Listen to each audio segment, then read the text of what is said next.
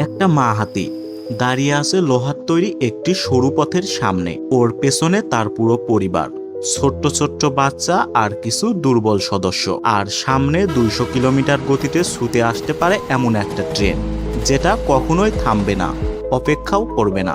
একটা ভুল সিদ্ধান্ত আর মুহূর্তেই শেষ পুরো পরিবার। আজ আমরা দেখব কিভাবে বন্য হাতিরা পার হয় পৃথিবীর সবচেয়ে বিপজ্জনক রেল লাইন। এটা কোনো সিনেমা না, এটা 2026 সালের বাস্তবতা।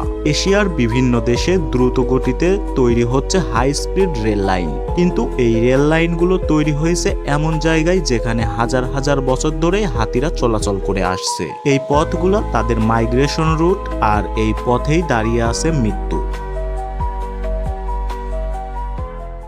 একটি বিশাল হাতির দল ধীরে ধীরে জঙ্গলের ভেতর দিয়ে এগিয়ে আসছে। হঠাৎ ওদের সামনে একটি ফাঁকা জায়গা, কিন্তু এটা কোনো সাধারণ জায়গা না, এটা একটা রেল লাইন। দেখতে শান্ত, কিন্তু আসলে এটা একটি মৃত্যুর ফাঁদ। সিসিটিভি ফুটেজে দেখা গেছে অনেক সময় হাতিরা বুঝতেই পারে না ট্রেন কতটা দ্রুত আসছে।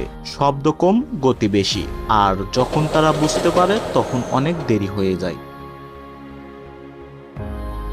কিন্তু এখানে সবচেয়ে অবাক করার বিষয় হলো মা হাতির ভূমিকা। প্রতিটা হাতির দলে একজন লিডার থাকে, যাকে বলা হয় ম্যাটিয়ার্ক। এই মা হাতিটা সিদ্ধান্ত নেয় কখন দলটা রেল লাইন পার হবে। সে প্রথমে সামনে আসে, চারপাশ দেখে, কখনো দাঁড়িয়ে থাকে, কখনো শোনার চেষ্টা করে, যেন সে বুঝতে পারে কখন ট্রেন আসছে কিনা। তারপর সে সিগন্যাল দেয় আর পুরো দল একসাথে এগিয়ে যায়। এটা তাদের জন্মগত প্রবৃত্তি বা স্বাভাবিক বুদ্ধি।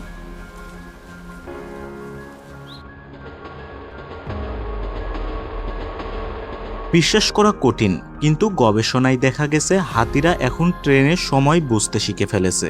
হ্যাঁ, ঠিকই শুনেছেন, তারা অপেক্ষা করে, ট্রেন চলে যাওয়ার পর গ্যাপ খুঁজে, তারপর দ্রুত পার হয়। কিছু ক্ষেত্রে তারা লুকআউট সিস্টেম ব্যবহার করে, একজন আগে যায়, অন্যরা অপেক্ষা করে। এটা প্রায় মানুষের মতোই স্ট্র্যাটেজি, কিন্তু সব সময় সবকিছু ঠিকভাবে হয় না। সবচেয়ে ভয়ঙ্কর ঘটনা ঘটে তখন যখন একদিকে একটা ট্রেন চলে যায় আর হাতিরা ভাবে এখন সেফ, কিন্তু হঠাৎ অন্য দিক থেকে আরেকটা ট্রেন আসে। এটাকে বলা হয় টানেল ভিশন। ফলাফল, পুরো হাতির দলটি মারা যায়। আর একটা সমস্যা, রেল লাইনের পাশে দেওয়া ফেন্সিং বা রেলিং, এটা হাতিদের আটকে দেয়, তারা পালাতে পারে না, আর তখন ট্রেনের সাথে সংঘর্ষ প্রায় নিশ্চিত হয়ে যায়। এখন প্রশ্ন হলো, মানুষ কি এসব হাতিদের জন্য কিছু করছে? উত্তর হ্যাঁ, কিন্তু যথেষ্ট না। এআই সেন্সর বসানো হচ্ছে, ড্রোন ব্যবহার করা হচ্ছে এবং জিপিএস দিয়ে হাতিদের ট্র্যাক করা হচ্ছে। কিছু জায়গায় ট্রেন ধীর গতিতে চালানো হচ্ছে, কিন্তু সমস্যা হলো এইসব ব্যবস্থা এখনো সব জায়গায় নেই। ভবিষ্যতের জন্য নতুনভাবে পরিকল্পনা করা হচ্ছে। বড় বড় অ্যানিমেল ব্রিজ, যেখানে হাতিরা সহজে পার হতে পারবে। স্মার্ট রেলওয়ে, যেখানে ট্রেন নিজেই স্লো হয়ে যাবে। একটা সময় ছিল এই পৃথিবী শুধু তাদের ছিল, আজ তারা নিজেদের পথেই নিজেরাই অপরিচিত।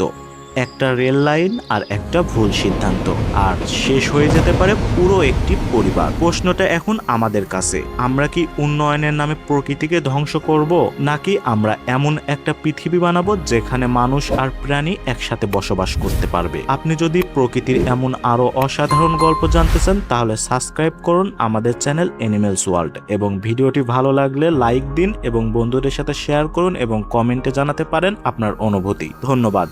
দেখা হবে পরবর্তী কোনো ভিডিওতে।